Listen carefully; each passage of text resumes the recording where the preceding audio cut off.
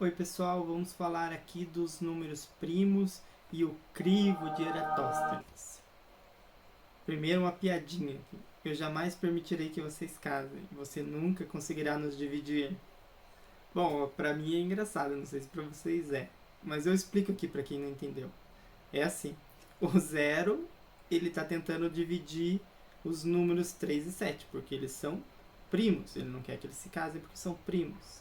Mas o zero não divide ninguém, então ele não conseguirá dividir. Essa que é a graça. Enfim, é o que tinha. Vamos lá pro próximo. Números primos. A gente já sabe que um número é primo se ele for divisível por dois números apenas, no caso o 1 e ele mesmo. Exemplos de primos aqui, o 2, 3, 5, 7, 11 são os primeiros números primos. O 2 é o único primo que é par, todos os outros primos são ímpares. E se o número não é primo, ele é chamado de número composto, exceto pelo o 0 e pelo 1, que vocês podem ver lá na página 148, uma das explicações lá. Mas a gente vai ver isso realmente quando estiver falando de fatoração, na semana que vem. Então, números primos aqui, só para vocês terem uma ideia, em 2013 foi divulgado o maior número primo já calculado até 2013. Ele tinha quantos algarismos? Se você disse 300, errou. É um pouco mais. Um pouco, muito mais, na verdade. Ele tinha 17.425.170 algarismos. Não era o número 17 milhões e pouco aqui.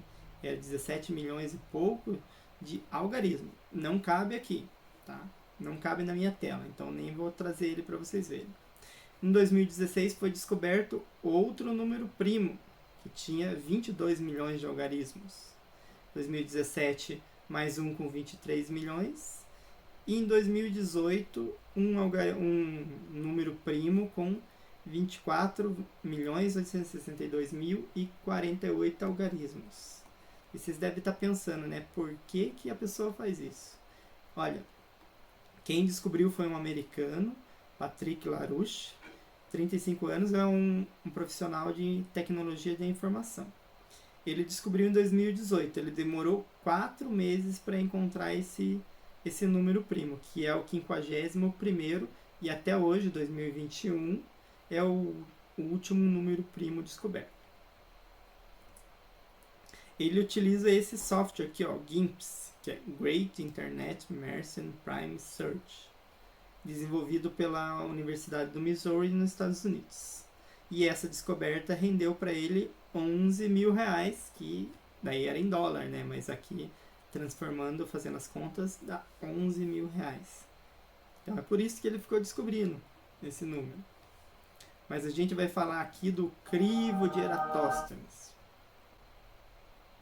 Bom, Eratóstenes, ele nasceu em Cirene, por isso que é Eratóstenes de Cirene, nasceu lá antes de Cristo e morreu em Alexandria, no Egito. Ele foi, presta atenção, anota aí, matemático, gramático, poeta, geógrafo, bibliotecário e astrônomo. Entre outras coisas que não estão listadas, né? Mas pelo menos essas profissões ele tinha. Apesar da gente estar falando dele na aula de matemática, ele foi considerado fundador da disciplina de geografia. Foi a primeira pessoa a calcular a circunferência da Terra com precisão. Naquela época não tinha calculadora, não tinha tutorial no YouTube, não tinha Google Maps, não tinha nada disso. Ele descobriu e foi uma precisão, não exatamente, né, mas para aquele tempo foi uma precisão muito boa.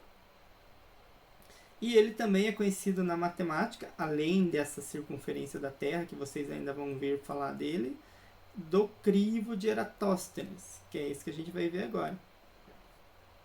Esse é um método para determinar os números primos menores ou iguais a um certo número. Então, se você quer determinar os números primos menores que 100, você usa o crivo até o 100. Se você quer determinar menores que 1000, usa o crivo até o 1000.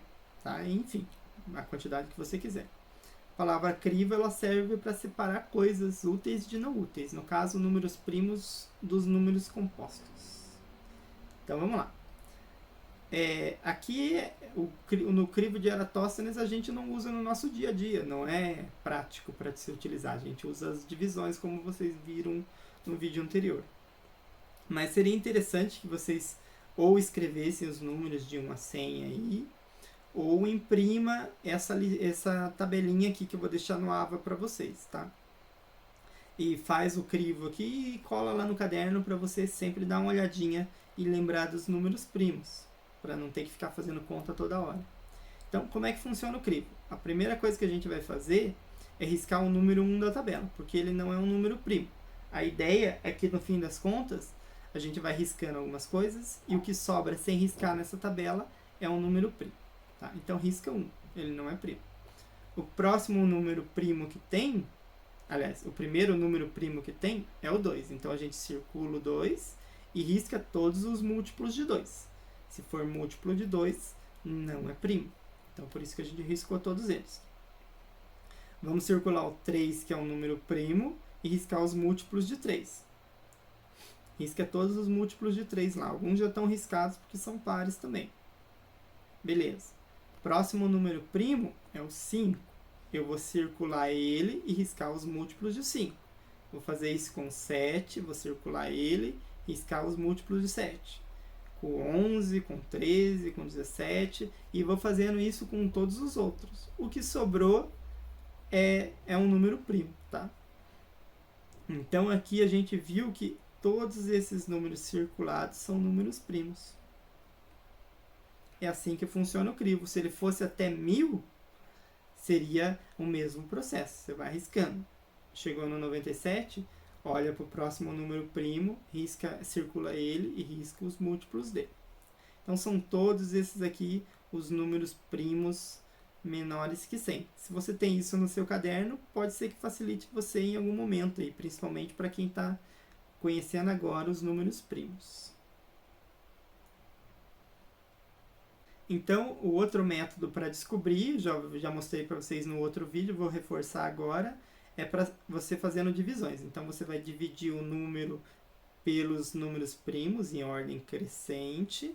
Se a divisão for exata, ou seja, o resto é zero, daí não é primo. E se não for exata, a gente tem que dividir até que o quociente fique menor que o divisor. Vamos fazer alguns testes aqui. 167 é primo? Como é que eu sei? Vou ter que fazer os testes. Vou dividindo ele até não poder mais. Tá? Pelo critério de divisibilidade do 2, ele não é divisível por 2, porque não é par. Por 3, 1 mais 7 dá 8, 8 mais 6 dá 14, 14 não é divisível por 3, então ele também não é divisível por 3. Não é por 5, porque não termina em 5 ou 0. E agora eu vou fazer o teste para o 7.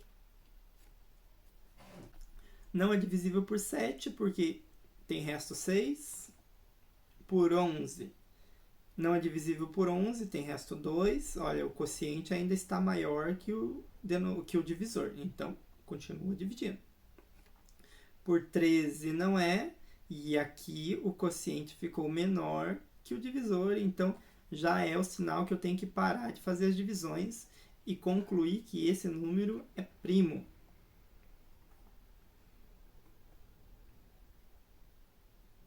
Mais um exemplo, o 493 é primo? Não sai chutando não, faz as contas. Por 2, por 3 e por 5 ele não é. Por 7, vamos fazer a divisão por 7 aqui. Bom, se eu dividir por 7, vai dar 70 e vai sobrar resto 3. Então, não é divisível por 7. Por 11, também não, sobrou resto 9. Olha, aqui eu já estou fazendo uma conta bem rapidinho, tá? Só os restos aqui, ó. Por 13 dá 37, sobrou 12. Vamos lá, por 17. Opa, por 17 deu certo a divisão, ó. Então, ele é divisível por 17 e por 29, que é o quociente também. Então, o 493 tem o divisor 1, o 493, e pelo menos o 17, porque a conta deu certo. E além do 17, o 29. Se ele tem mais ou não, eu não sei, não é o caso querer saber isso agora. Só sei que ele é um número composto, ele não é primo. Beleza, agora que a gente já sabe descobrir quando um número é primo ou não, penso que... Ih! Opa, resolvido o problema. Tá na hora de praticar. Então, com vocês agora, vocês têm que praticar bastante aí. Tem muita coisa no AVA, ó, um monte de exercício. Esse daqui eu tirei, tá? Já risquei esses 2 exercícios. Mas tem tudo isso e tem a Academy ainda, tá? É uma semana com bastante coisa para fazer, tá? Caprichem aí e a gente se vê nas lives.